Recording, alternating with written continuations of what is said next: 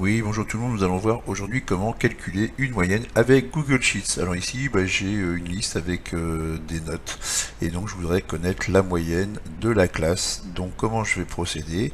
Eh bien c'est très simple, je vais cliquer dans la cellule, je veux que le calcul de la moyenne apparaisse. Je vais aller ensuite dans Fonction, Moyenne, et là je vais sélectionner tous les chiffres qui vont faire partie de la moyenne.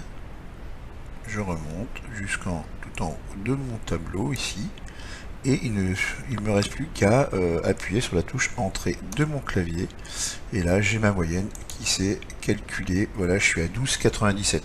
Alors là, si je veux supprimer des décimales, je vais aller ici, on va réduire le nombre de chiffres après la virgule. Voilà, moi j'en veux que 2, donc je suis à 12,98, 12,98, etc., etc.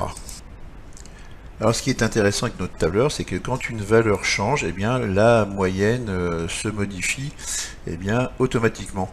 Alors admettons qu'ici ce soit des notes pour le premier trimestre, ce que je peux faire, c'est utiliser ce tableau pour aller plus vite pour calculer les notes du second. Alors comment je vais faire? Eh bien là je vais ajouter une feuille. Ensuite je vais faire un copier-coller de mon tableau. Ici. Je vais faire un clic droit, on va faire copier. On va sur la feuille 2, on va faire un clic droit, on va faire coller.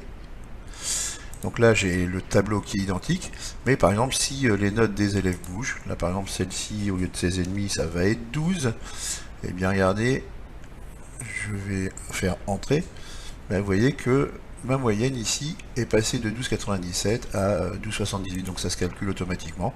Donc comme ça, vous pouvez rentrer toutes les nouvelles notes de vos élèves, vous avez déjà la liste qui est constituée, vous n'avez pas besoin de retaper les noms, et au fur et à mesure, la moyenne se calcule. Là par exemple si je mets, on va mettre 5 par exemple, voilà, vous avez vu que la moyenne a changé. Eh bien écoutez, j'espère que cette vidéo va vous être utile et que vous allez pouvoir calculer facilement des moyennes avec Google Sheets.